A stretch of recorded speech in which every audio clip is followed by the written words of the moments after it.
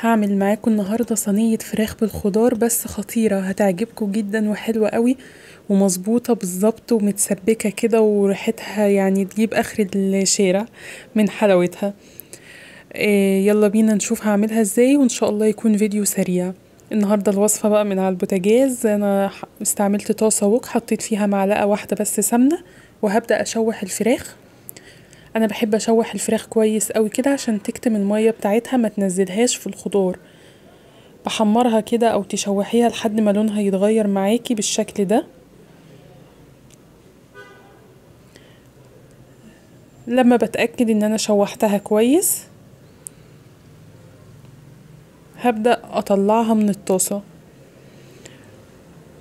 بصوا انا بقلبها على الناحيتين كده علشان تتشوح كويس قوي وتكتم اي مية فيها ما تنزلهاش في الخضار.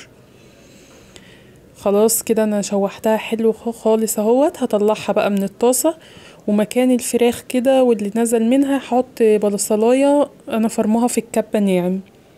عايزة تقطعيها خرط صغيرة مكعبات بسيطة مفيش مشكلة. هشوح البصل كده لحد ما يدبل معايا خالص. انا مش عايزة احمره، انا بس عايزة ادبله كويس بالشكل ده كده.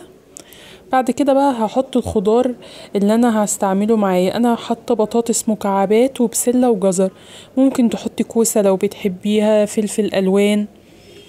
هبدأ اشوح الخضار كده مع البصل كل ده كده والطاسة على النار. حطيت ملح، حطيت فلفل اسود،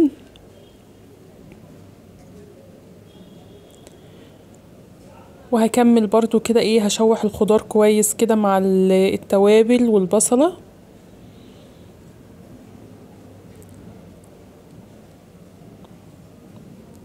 بعد كده بقى هرجع الفراخ اللي انا شوحتها وهحطها على الخضار، وهكون ضربة 4 طماطمات في الخلاط ومصفياهم كويس قوي عشان الصلصة تبقى ناعمة كده وحلوة. ال4 طماطمات دول لما انا ضربتهم في الخلاط ضفت عليهم كوباية مية كده وانا بصفيهم وفها على الفراخ بالخضار. يعني دول هم 4 طماطمات بس انا مزودة عليهم كوباية مية. وبصوا رجعت تاني زودت شوية مية كمان عشان طبعا انا عايزة الفراخ تستوي، فمش هتستوي في مجرد الطماطم بس ما اتضربت. زودت معلقة صلصة كده عشان تعزز اللون والنكهة. هقلب كده الصلصة مع الطماطم.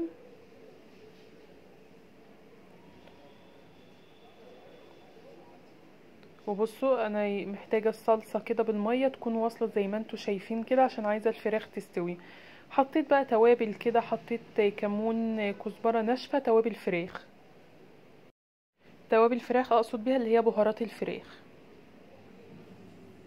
بس. وبعد كده غطيت وسبتها الاول على نار عالية لحد ما بدأت تغلي بالشكل ده كده. بعد كده بقى بهدي النار، بهديها يعني متوسطة او تحت المتوسطة حاجة بسيطة، لان انا لو معلية قوي هلاقي الصلصة نشفت والفراخ لسه ما استوتش.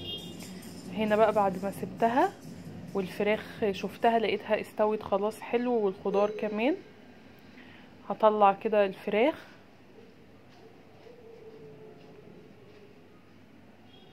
بصوا انتوا هنا بقى هتشموا ريحة كده الخضار بالفراخ هتعجبكم قوي.